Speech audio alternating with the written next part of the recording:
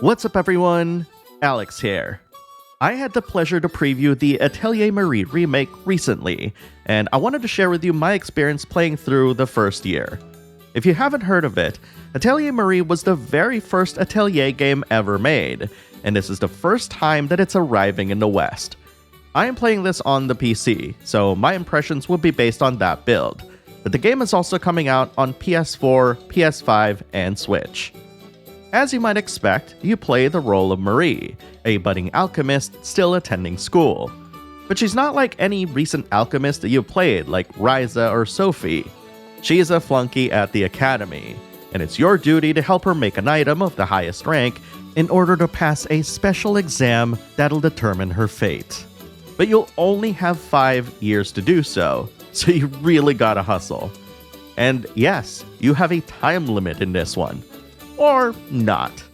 More recent Atelier games have abandoned the more rigid time limit structure of earlier titles, and this remake actually lets you play through it without any sort of time limits. The only downside to this unlimited mode is that certain events won't be available for you to trigger. Given that I'm a recent fan, I decided to choose unlimited mode anyway, despite the story's 5-year time limit. What's fascinating about this game is that, unlike other Atelier games I've played recently, like Ryza or Sophie, is that you actually have to hire party members in this one. So, like for example, you have your friend who's lower level that can join you for free, but then you can hire higher level party members or just hang around either in a tavern or about town to join you in your adventures, and every time you venture out, you'll have to pay them a salary. Which is a very interesting concept.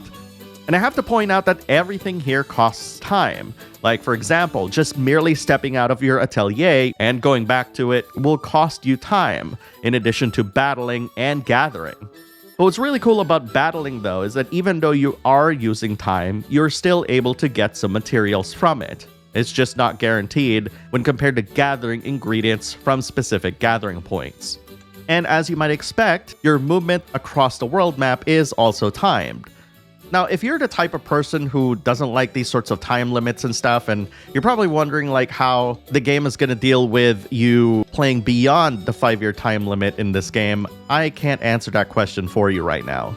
But what I will say is that while I've played other Atelier games that have time limits, I think what's very unique about Atelier Marie is that it feels less of a modern RPG and more of like a resource management kind of game. Yes, it still has your experience points and all of these different considerations that you'll have to think of whenever you try to venture out or synthesize items. But you even have things like a fatigue system that actually makes things fail a bit more, or the necessary use of certain items to kind of increase the quality and the rank of the items that you make. So in a way, the kind of complexity that you normally would get in crafting, like say Ryza's material loop system or Sophie's grid system, it's actually kind of spread throughout the entire game as opposed to just concentrated on just the crafting itself. And because the crafting is pretty simple, you just basically assemble all the items that you have and gather them and then make them, feels quite refreshing when you consider the amount of depth that the Atelier series usually has. And once again, the depth is still there, it's just spread across the entirety of the game and not just one aspect of it. In terms of its turn-based combat, I really love how snappy it is. It's a positional combat system, so there are attacks that can hit an entire row or column of enemies, and that's still really fun and satisfying. In terms of MP usage, yes, this does have magic points, you use them for both battle and synthesis. So you have to actually consider the use of your MP if you want to go back and do some crafting, or else you'd have to spend several days in order to get your MP and HP back. You can mitigate all of this, of course, by crafting and crafting items necessary for you to get a lot of your health and magic back faster than you would resting, which is such a weird idea of drinking all this as opposed to resting, right? But nonetheless, I think all of these systems kind of working together to create this very unique experience from the past and kind of modernizing it in such a way that we get to experience it again is really, really cool. And presentationally, it's quite gorgeous, actually. I also love the orchestrations of classic themes, and I'm just really genuinely happy that we're finally able to play what is a part of Atelier history. Being a more recent fan of the Atelier series, I really truly appreciate Atelier Marie and its position in history.